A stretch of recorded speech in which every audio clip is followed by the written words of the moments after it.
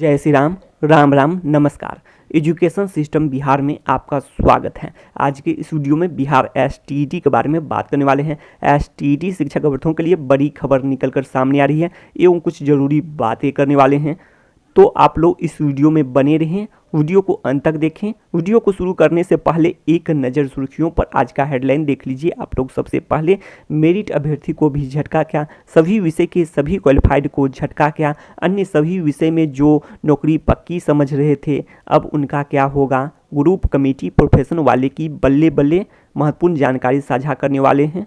तो सबसे पहले बात कर लेते हैं वायरल खबरें की, जो बराबर आप लोग को सुनने को मिल ही जाती हैं।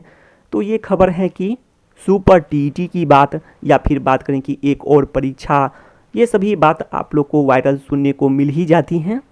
तो इसमें आप लोग समझ सकते हैं कि जो सभी विषय के जो क्वालिफाइड अभ्यर्थी हैं, और बात करें तो नौकरी पक्की भी समझ रहे हैं, क्योंकि आप लोग जानते हैं कि रिक्तियों की संख्या इतनी अधिक है। अन्य सभी विषय की बात कर रहे हैं, अर्थात दो विषय जैसे कि सोशल साइंस और कंप्यूटर साइंस को यदि थोड़ी देर के लिए आप लोग छोड़कर भी चलें तो सभी विषय में तो नौकरी पक्की ही है। और ये भी बता चुके हैं पिछले वीडियो में ही कि जो बैकलॉग के जो पद हैं वो जुड़ जाते हैं, उससे ही लगभग नौकरी पक्की हो जाएगी। और इधर जो माध्यमिक एवं उच्च माध्यमिक नए एवं उत्क्रमित हुए हैं तो वो भी पद हैं, तो एक तरह से नौकरी पक्की ही है, इसमें कोई दो मत नहीं है। और ऐसे में यदि जो बराबर बात होती है कि जो टीईटी सुपर टीईटी की बात होती है या फिर एक और परीक्षा की बात होती है, और ये भी जानते हैं कि जो भी प्रोसेस होगा वो सभी विषय पर होंगे, क्योंकि आप लोग ये भी जानते हैं जो 9-10 अर्थात टीजीटी पीजीटी के अनुसार ही वेतन होते हैं। तो जो भी प्रोसेस होंगे तो सभी विषय पर लागू होंगे, और जो भी पद आएंगे तो आप लोग ये भी जानते हैं कि जो 38,000 जो चयनित हुए थे छठे चरण में, तो वरीयता के कारण जो भी कहें तो चयनित अभ्यर्थियों को नियुक्ति पत्र नहीं दिया गया। वरीयता का मामला था, तर्क दिया गया था वरीयता की बातें, सीनियर जूनियर का मामला। तो ऐसे में यह भी हो सकता है कि यदि एक साथ यदि बहाली नहीं हो 7वें चरण की, तो ऐसे में सीनियर जूनियर का भी हो सकता है मामला, क्योंकि कुछ विषय के अभ्यर्थी सीनियर हो जाएंगे और बाद में जिसकी होगी वो जूनियर हो जाएंगे, कुछ विषय के अभ्यर्थी जूनियर हो जाएंगे, कुछ विषय के अभ्यर्थी सीनियर हो जाएंगे। तो इस कारण से भी जब भी बहाली होगी तो एक साथ ही होगी बहाली।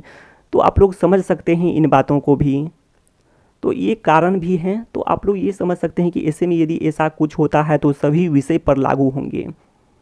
सुपर टीईटी की बात करें या फिर एक और परीक्षा की बात करें, तो ऐसे में जो भी क्वालिफाइड समझ रहे हैं तो उनका क्या होगा। अब क्वालिफाइड तो हैं ही और नौकरी पक्की समझ रहे हैं, और आप लोग ये भी जानते हैं इसमें फ़ायदा किसको होने वाला है एक और परीक्षा हो। तो एक तो बात तो जाहिर है, आप लोग ये भी जानते ही हैं कि ग्रुप कमेटी प्रोफेशन वाले की बल्ले बल्ले। तो जी बिल्कुल आप लोग समझ सकते हैं, लगातार याचिकाएं लंबित हुए हैं। जितनी बार परीक्षा हो और याचिकाएं लंबित हो जाते हैं, रिजल्ट हो याचिकाएं लंबित हो जाती हैं। तो इसमें तो फ़ायदा तो साफ साफ दिखता है कि ग्रुप हो, टीम हो, कमेटी हो, चंदा वाले हो, प्रोफेशन हो, तो ये सबको फ़ायदे हैं। बिहार एसटीईटी में याचिका हमेशा से लंबित रहते हैं।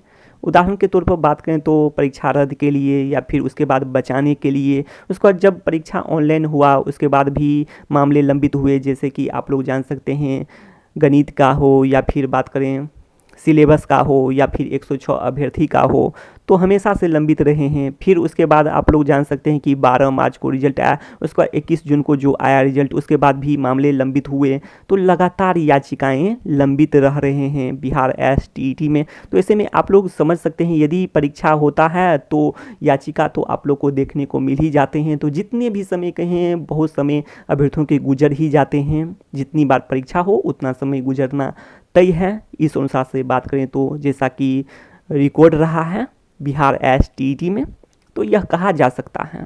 आप लोग भी समझ सकते हैं इन बातों को। और इसमें कहीं ना कहीं जो प्रोफेशन हैं, जिनका प्रोफेशन है, उन लोगों का बहुत फ़ायदा है, आप लोग समझ सकते हैं।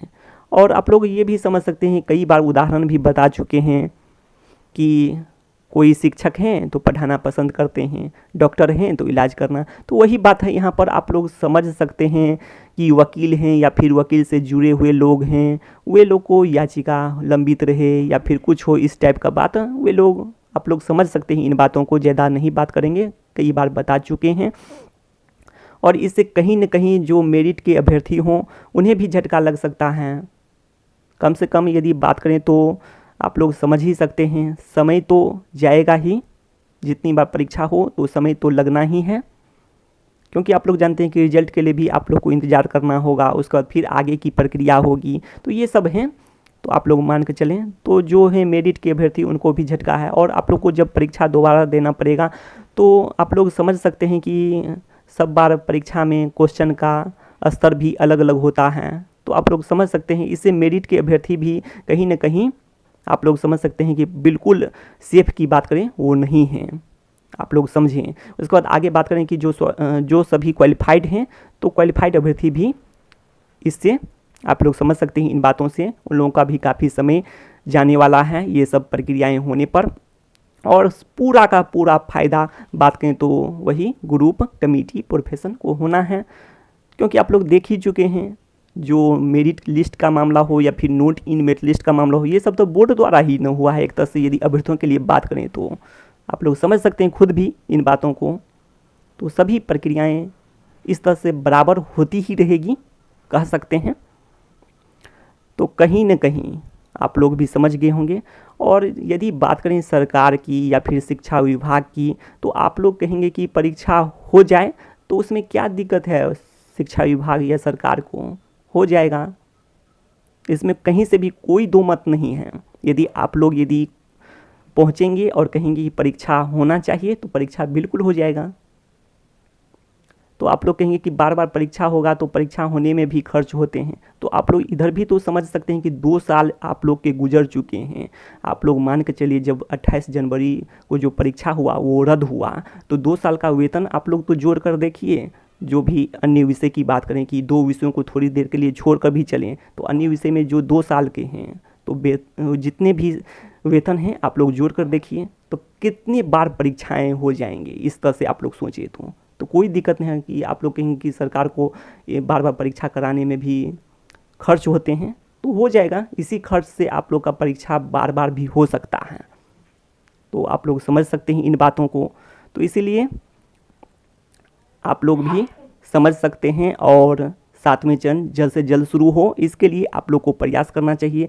जितने भी रिक्तियों की संख्या हैं वो भी जुड़े, तो इसके लिए आप लोग प्रयास कर सकते हैं।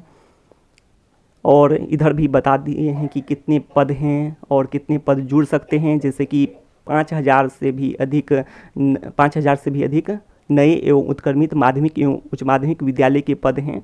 तो अन्य सभी विषय में तो कोई समस्या है नहीं, और 2 विषय में भी बहुत क्वालिफाइड, जितने भी क्वालिफाइड हैं लगभग सभी क्वालिफाइड की नौकरी पक्की हो सकती है। कुछ बच जाते हैं तो और भी पद सृजित एवं स्वीकृत किया जा सकता है, जिससे सभी क्वालिफाइड की नौकरी पक्की हो सकती है।